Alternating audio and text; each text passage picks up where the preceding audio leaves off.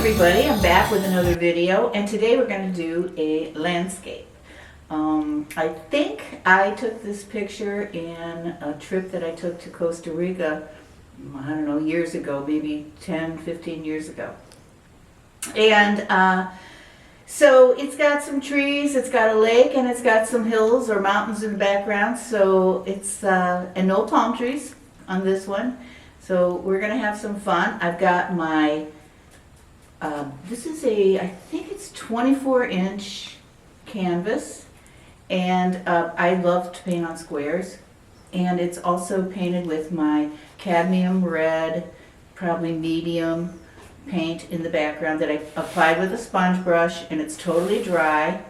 You know, a lot of you get too excited after you paint your canvas red and you start painting. You're just going to create brown mud. So it's got to be bone dry when you start to paint on it. So it's a good idea to prime a few canvases at a time so you always have one ready when you're ready to go. Okay, I'll be starting in just a minute. Here we are. I'm going to start, of course, guess what? Hooker's green. And I'm going to load up my brush with some Hooker's green, maybe a touch of alizarin crimson, and here I go. I'm going to start with a tree over here on the left side, just a solid shape. I love to give my trees some character if I can. You know, I had an instructor tell me that they're always branches and trunks are always thicker from where they grow to as they grow up. So if you make it, it's thicker at the bottom and it thins out as it goes up. If you paint it thicker as it goes up, it won't look natural.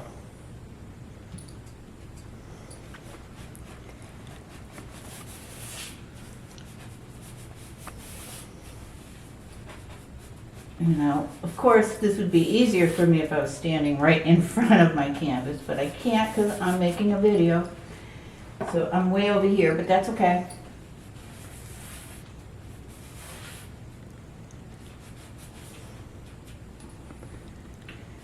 So that's pretty good. That's got a little thicker there.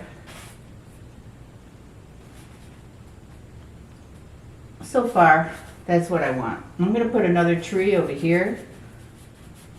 It's not going to be the star like the other one will be, but it's just going to be a little bit smaller over here. I think Jane was planning on inserting the photograph with this video, right, Jane? Yes. That I'm using. So you can all see kind of where I'm coming from. What I'm doing right now is the design stage. I'm blocking in all my shapes. And I see this big dark area of all the shrubbery trees in front. And I'm going to scratch that in. This is going to be foreground shrubbery. I think what I'm going to add to this photograph at the very end are some colorful little, like maybe wildflowers down here.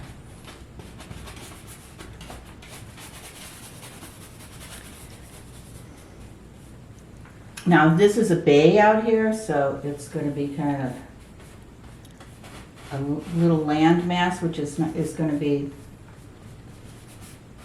off into the background. No, it's got these little islands. You can do that if you want. I don't really need them. And then... Is that in the middle? Yeah. Okay, just wondering. Thanks, Jane. Yeah, but these mountains are going to take care of that. Okay. It is, but... Okay.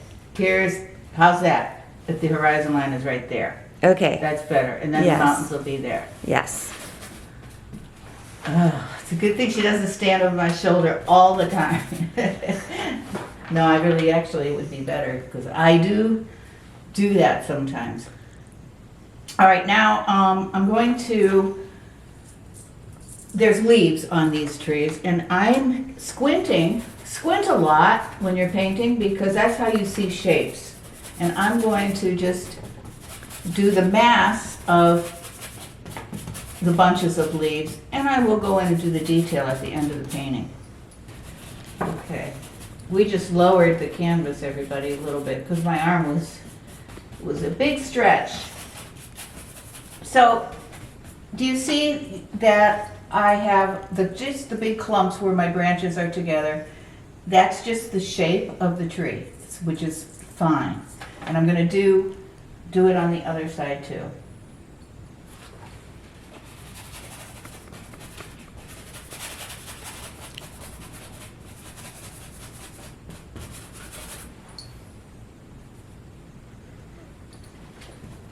I picked up a little color accidentally there, but that's okay because it's green.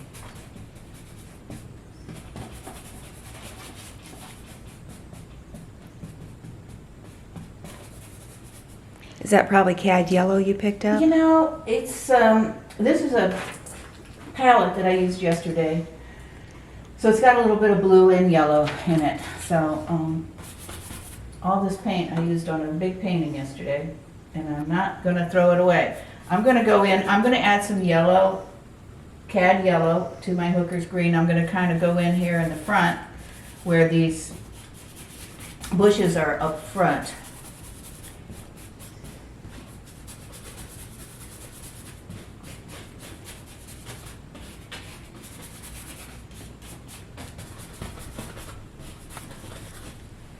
Do you see how I basically know at this point, probably about 5 minutes into this painting, I kind of know what the painting is going to look like.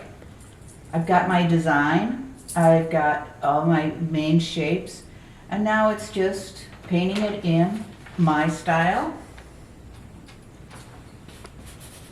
And you can paint it, you know, you can paint in any style, but if you start off this way, it's always a good way to start off, and then you can take it as far as you want. A lot of you really do like to put a lot of detail in. It's relaxing to paint that way, it's fun, and there's nothing wrong with it. I mean, it's a great way to paint. I just happen to paint in a little looser style. But everybody's style is different. Just like everybody's handwriting is different. I'm going to go in with a soft green back here. And you know how I love to paint behind things. I'm going to paint behind. I'm adding a little, I think it's some white to my green and my yellow. And your green is the hooker's green? Yeah, always hooker's green, okay. Unless it's phthalo green. And that's cad yellow? Yeah, and with a little white. I'm just going to make this real soft. A spring paint. green. Huh? Spring green. Spring green. It is, it's pretty. Everything looks pretty against the red. It just does.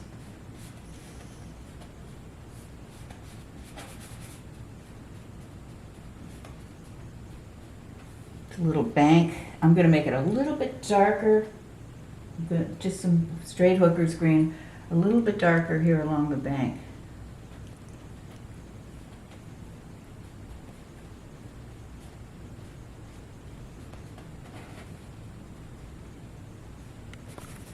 And make it up higher here because Jane made me raise my horizon line there. Well, I've been taught that you don't put it smack dab in the middle. That's true. Okay, let's see what it looks like to put some water in. Now, you can make your water any color that you're comfortable with. If you want to make this a lake scene near where you live, or, just make. You can pick light blue violet, any blues that you have. And this is kind of, I'm going to go with a little bit of phthalo green and some white and some light blue. Let's just see what that does. It's kind of, whoa. Isn't that pretty? Now I got a tangent here because it's kind of hitting the top of my mountain, so I'm going to have to make that. See, there's a tangent. Two shapes sharing the same line, which would be this line going right into that mountain, same line. So this mountain has to go a little higher.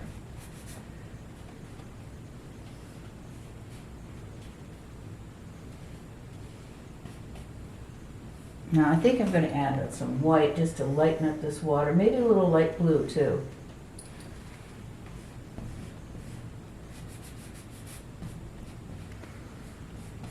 Always make when you're doing water or something about the land, try to get your strokes to go horizontal.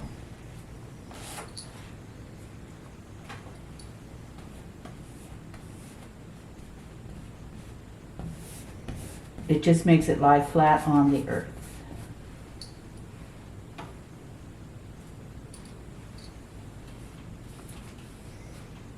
Look how that tree is starting to really pop out.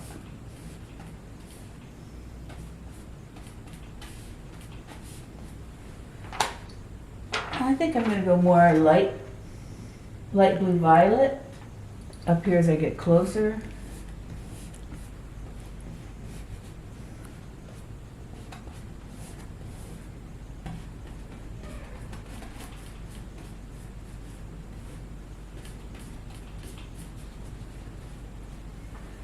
Go and pop it behind the tree.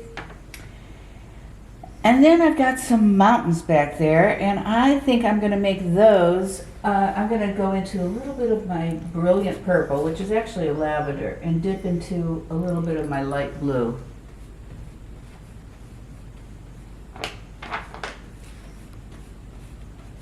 I'm going to put these kind of subtly back here.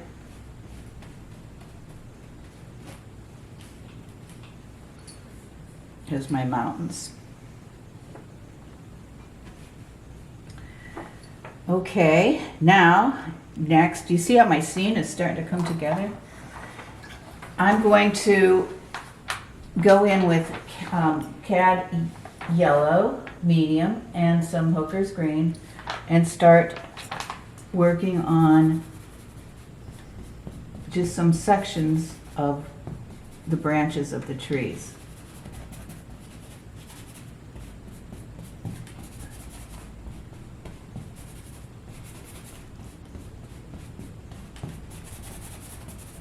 There's pockets, and I've told you this before if you've watched my videos, there's pockets that don't see any light at all, and that's totally black in there. When you're looking at trees, and do that today when you're outside, look at trees and you'll see areas where it is just so black because no light can get in there. You know, painting really does make you look at the world a little different.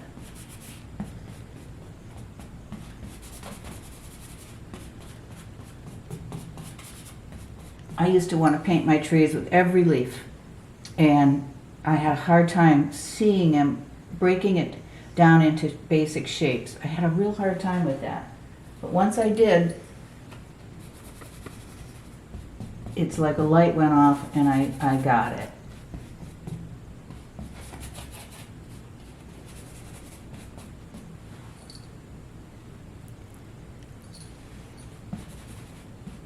It was one of the Ohio painters that I learned to paint with.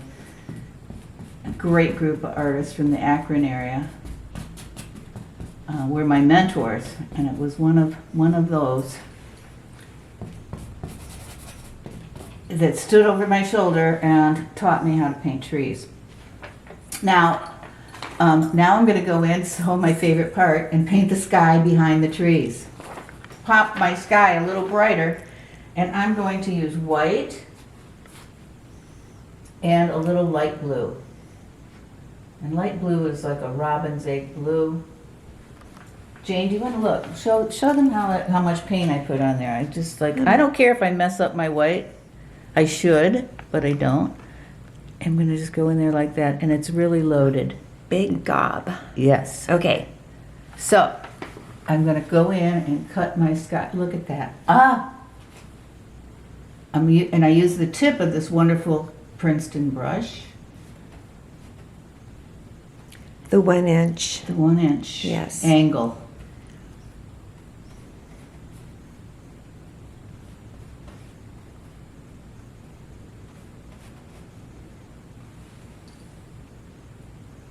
So.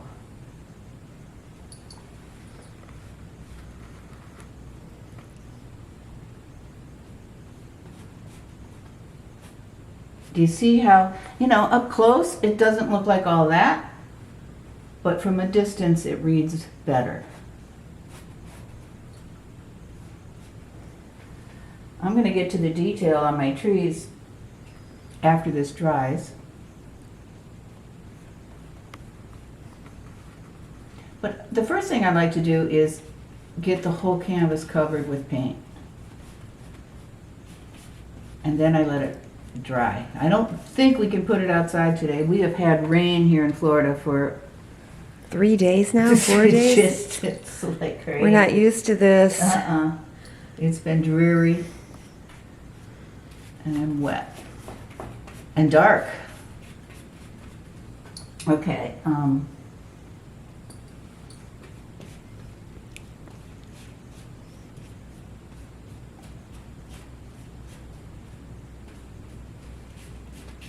Just about, I'm painting what we call sky holes, the sky between the trees.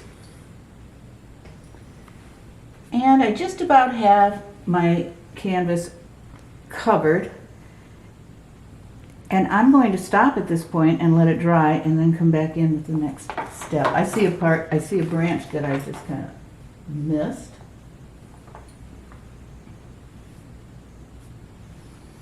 There we go.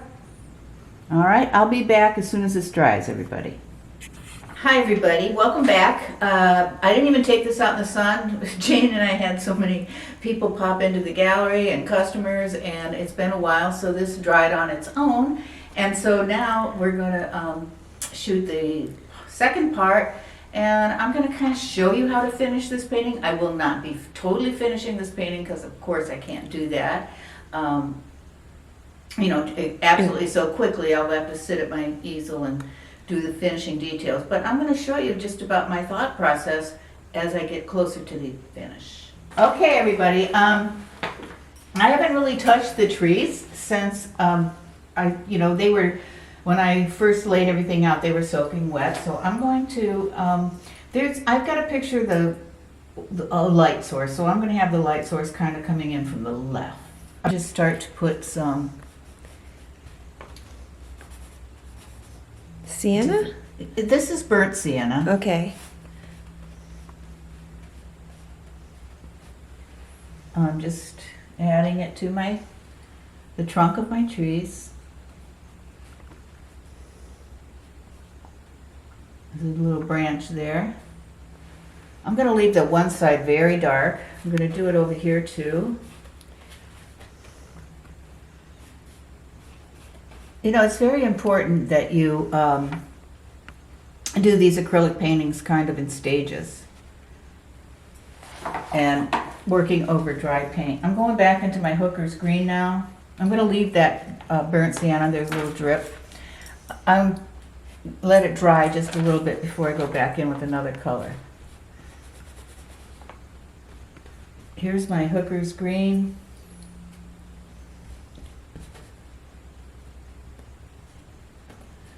As I move further into the painting, further into the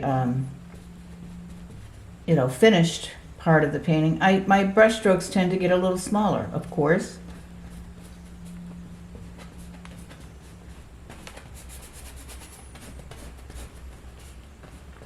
I just love the rich darkness you can get with this Hooker's green. Just a touch of alizarin crimson, which is like a red color, really just makes it black. But not really black. Everybody goes, well, why can't I use black? Well, black from a tube is just very dull, and it's not warm or cool. This is a warm, dark.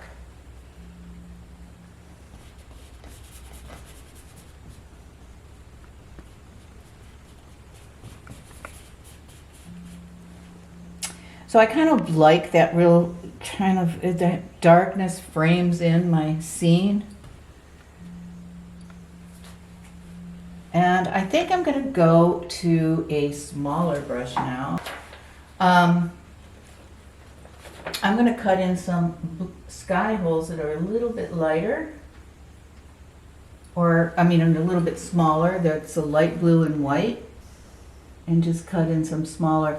Up close, it really just looks like dots, and you're going to think, oh, that's not going to work. That looks dumb.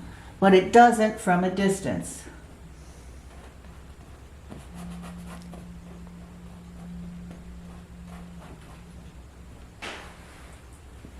I'm going to go back in with some light green, some medium, cadmium medium and hooker's green, my standard. That's a cad yellow. Yes, what I mean. What did I say? Cadmium light or dark medium. Yeah. It's all, I dream about this stuff. It's cad yellow medium, and I might have a little white mixed in here. I just want a nice lighter green. See, like that, because this is where these clumps of branches are. It's going to be lighter where the sun's hitting the top.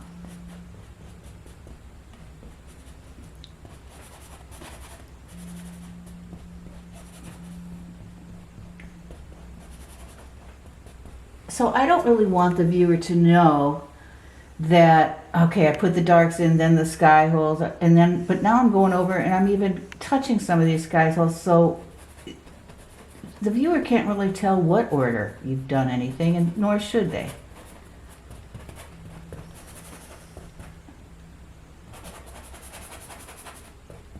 Do you see how it's starting to turn more into leaves?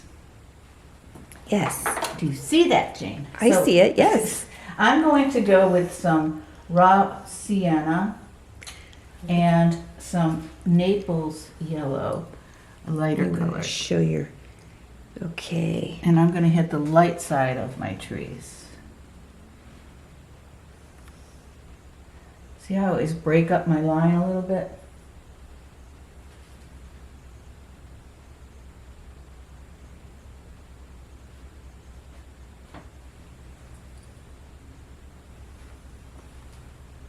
Okay, I'm going to go to the lighter side. My burnt sienna is still pretty wet, but just break everything up. Your brush strokes, make them exciting. It's a painting. I'm not trying to make this look, realistic. I'm trying to make it look like a tree, of course, and water and a scene, but the brush strokes are just wonderful, juicy, fun. With the side of this little brush, I'm going in with the hooker's green and maybe some burnt sienna, and I'm gonna connect some more little branches all through the tree. So you get the gist of how I do the tree, and you can add different colors. I know I have purple isolated there, right? I can't do that. You do not leave one color in just one place in a painting. So I'm going to take that purple and that blue color, and I'm just going to kind of pop it into my trees in some places. Could they also be like flowers or something? They could be, but They're not. well, I might. But also, it could be just little shadows on these trees. Mm-hmm. Do you see how that just carries that color right through? Yes, I could pop a few flowers down there like that. I'm going to pop red flowers down here. Look at that red that I have over on the left side of the tree over here. I'm just going to cover that up a little bit.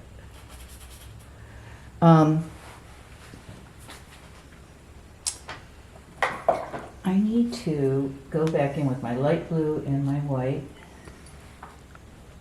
This area, maybe more white. This area, I want this mountain to really kind of stick out at us.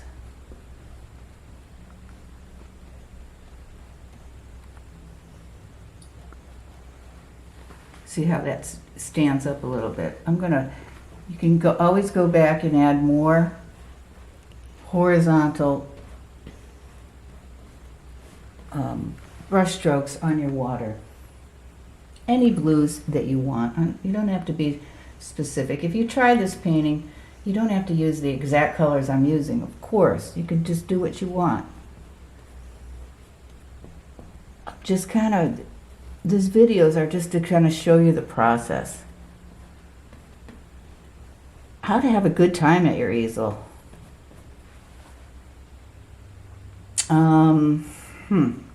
All right, and I'm just getting close to the end because I've showed you everything. If I could polish this up a little bit more back when I'm on one-on-one, I think I'm going to do some water holes in there. Jane, do you think that would be, oops, look what I just did. Big water hole. Big water. Sort of just like that. Take my rag and wipe that off. Whoops. No biggie, I'll just make some more grasses over there. I'm gonna keep going in with a little bit of lighter green.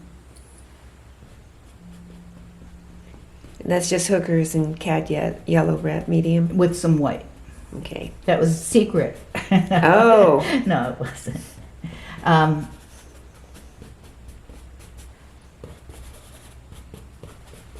And now just to kind of make, I'm just not going to get real specific. You can say, oh, that looks good, like I've said before, and then you just make a million of them, and then it just ruins the effect.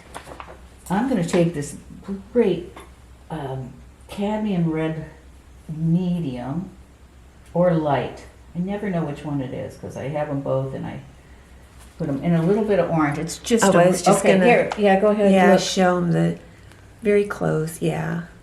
And I've got my little brush loaded. I'm gonna make yes. I'm gonna make some flowers. Now, I'm not gonna make polka dots, and they're not gonna be evenly spaced. But it's just gonna give us a little life in our foreground. How about a little yellow, cad yellow light? It's very transparent, but just a little bit, Of course, this is all wet. If I did this over when it's dry, it would be a little bit more effective. Just a suggestion that there's some flowers up there. We can enjoy that process and then we overdo it. Let's see what some white flowers look like. And I'm going to wrap it up after this, but just some little, I don't know, some kind of little white wildflowers over here. Not too much. And that's about it.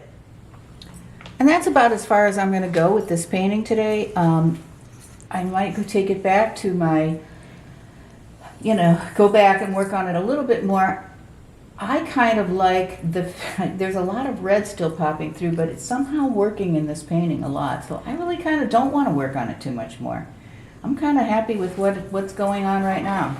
It's got a real free feeling to it.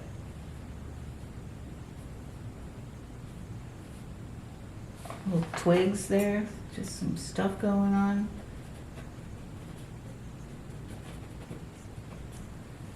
See, you can start to putz, and you're going to putz, and is it going to make that big of a difference in your whole painting? Think about that. Just think about it. So don't over putz. Over putz, yeah, and that's what everybody does. Everybody does it. So if you can stop yourself from doing that a little bit, just step back, enjoy it for a while, and then you can go back in and do things you think you need to correct. But maybe don't make all those decisions all at once as you're trying to finish the painting. Study it for a while and then go back in and make your decision. All right. So you can see I'm just about done. I might tweak it just a little bit, but I don't want to do too much because I think it has kind of a fresh look the way it looks right now. So anyway, try this if you feel like it, or make it your own scene. If it's someplace, a place similar where you live, you can turn it into that. But this is how you approach a painting, and it's really fun. It shouldn't take days and days and days. It should be. It could be an afternoon project. It will liberate you and make you just enjoy the process so much. Also, if you want a full lesson, we have 10 on the website. And so you go to janeslivkagallery.com and go to the shop page, and there you can purchase an hour-long class for $25. And it's a complete class, all the way from beginning to end, and in the whole process. So we'll see you. Hit like and subscribe, and we'll see you next week with another video. hopefully